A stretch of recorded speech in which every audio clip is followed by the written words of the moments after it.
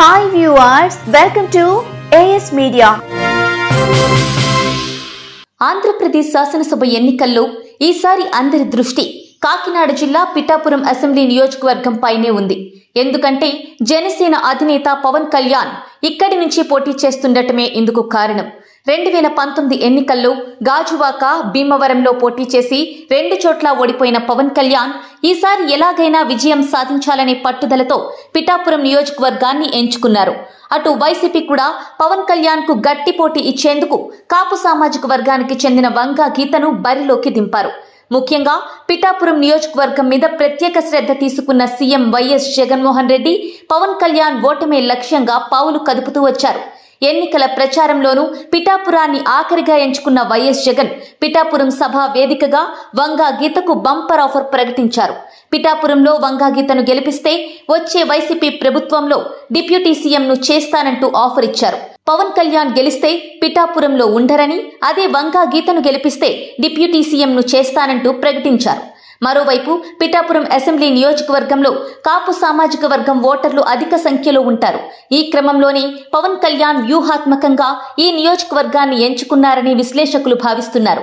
అటు వైసీపీ కూడా వ్యూహాత్మకంగా కాపు సామాజిక వర్గ మహిళా నేత అయిన వంగా గీతను బరిలోకి దింపింది. అయితే జగన్ వ్యూహం ఎంతవరకు ప్రభావం చూపుతుందో ఒక్కసారి మనం గమనిస్తే 2009లో వంగా గీత ప్రజారాజ్యం పార్టీ తరపున పోటీ చేసి కాంగ్రెస్, టీడీపీలను వెనక్కి నెట్టి విజయం సాధించారు. వైఎస్ రాజశేఖర రెడ్డి వేవ్ ను తట్టుకొని ఆమె ప్రజారాజ్యం పార్టీ తరపున గెలిచిన అతి తక్కువ మంది అభ్యర్థులలో ఒకరు. ప్రజారాజ్యం పార్టీ పవన్ కళ్యాణ్ అన్నా చిరంజీవి స్థాపించిన పార్టీ అని మనందరికీ తెలిసిందే. ఇక్కడ భిన్న విశ్లేషణలు మనకు కనిపిస్తున్నాయి. పిఠాపురం గెలుపును అంచనా వేయాలంటే ఒకసారి 2009 ఎన్నికలను జ్ఞాపకం చేసుకోవాలి. ప్రజారాజ్యం పార్టీ తరపున వంగా గీత పోటీ చేసినప్పుడు క్యాస్ట్ ఈక్వేషన్స్ పనిచేశాయా అంటే ఖచ్చితంగా లేదనే చెప్పాలి. ఎందుకంటే 2009లో వైఎస్ఆర్ హయాంలో కాంగ్రెస్ పార్టీ కూడా కాపు సామాజిక వర్గానికి చెందిన ముద్రగడ పద్మనాభాన్ని బరిలోకి దింపింది. ఇక్కడ సామాజిక లెక్కలు పనిచేసి ఉంటే ముద్రగడ గెలిచి ఉండేవారు. ఎందుకంటే అప్పుడు ప్రజారాజ్యం పార్టీ మొదటిసారి పోటీ చేసింది, కానీ కాంగ్రెస్ అధికారంలో ఉన్న పార్టీ. ఈ విధంగా చూస్తే మెగా ఫ్యాన్స్ ఓట్లతోనే వంగా గీత ఆ ఎన్నికల్లో గెలిచి ఎమ్మెల్యే అయ్యారు అని చెప్పడంలో ఎటువంటి అతిశయోక్తి లేదు. మరి ఈసారి ఆమె వైసీపీ నుంచి మెగా ఫ్యామిలీకి వ్యతిరేకంగా బరిలోకి దిగుతున్నారు. వాస్తవానికి సామాజిక సమీకరణల నేపథ్యంలో జగన్ వంగా గీతకు ఈ టికెట్ కేటాయించారు. మరి 2009లో మెగా ఫ్యాన్స్ ఓట్లతో వంగా గీత గెలిచినట్లయితే ఈసారి పవన్ కు వ్యతిరేకంగా పోటీ చేసిన ఈమెకు గెలుపు అవకాశాలు ఉన్నాయా?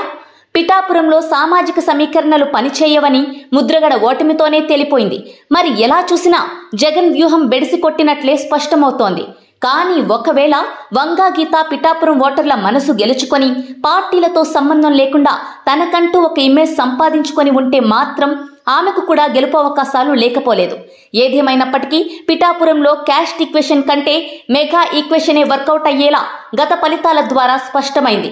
మరి 2024లో ఏ ఈక్వేషన్ పనిచేస్తుందో తెలియాలంటే జూన్ 4 వరకు ఆగాల్సిందే. ఇలాంటి మరిన్ని ఇంట్రెస్టింగ్ వీడియోల కోసం ప్లీజ్ సబ్స్క్రైబ్ AS Media.